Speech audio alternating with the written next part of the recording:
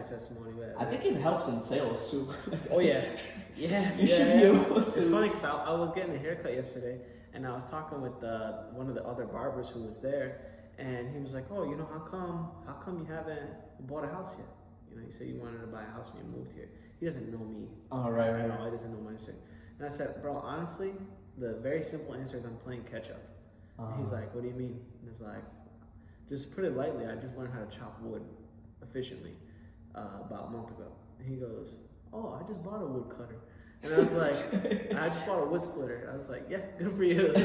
But it brought me to that, and I was thinking about how much catch up I've been playing in my adulthood. Yeah. And which is debating crazy. is something that I haven't been able to really, because the household I grew up in, there's no debating in adulting in general. There's no debating Uncle Sam, bro. There's no debating the politics of getting into the fire department. There's no debating the politics of infrastructures that have been present for a while. That is so interesting. I've always seen my life as a debate. Yeah, it's playing with fire. You gotta be careful too. Yeah, I used to argue with my parents about like anything.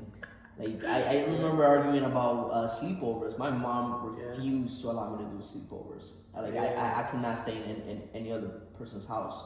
I used to be like, "But why?" Right? Like, give me a reason. And she would always throw the same thing, "Because I said so." And that used to drive me insane. Because I used to be like, "Mom, you cannot." I was a terrible kid, but I used to be like, "Yo, that is not a proper answer. Like that is like you need to give me a factual statement." Like,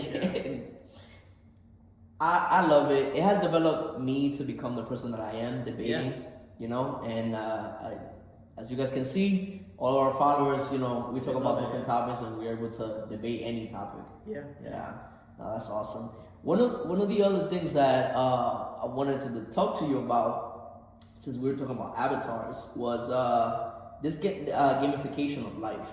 You know, and I sent you a video. Yes. I don't know if you got to watch it, but I did. I sent you a video, and we're gonna put the link to the video right up here so you guys can see it.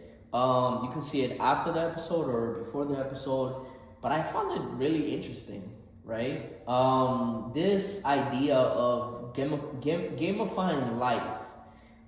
As a matter of fact, as I was editing some of our previous videos, it sounds like we have actually discussed this topic before. Yeah. You've shared this video with me in the past. Oh, I have? You have. Oh, we never had a conversation about it, right? And, you know, there were definitely many different topics that he touched on. And one of them is this idea of that, you know, if we don't, life is not a game, but there are many aspects of life that seem to be like a game. Yeah. You know, one of which, the mere fact that we have laws of physics, right? So if anybody has ever played any video games, you know, always bounded by the laws. You're always bounded by the laws of the physics in the game, yes, right? Which can vary, right? The same movement for GTA. It's not the same. It's not the same for any other, you know, Halo or whatever the case might be. And so that is, you know, that idea that, you know, there's in our life, in our perspective of reality, there seems to be almost like a developer, right? Or the developers, to which he also points out, right? Yeah. That there are many features of the game that seem to be hidden from us, like our personal abilities, the laws of physics, right? The mere fact that our programming is limited by age, right? Yes. Like humans can't live forever.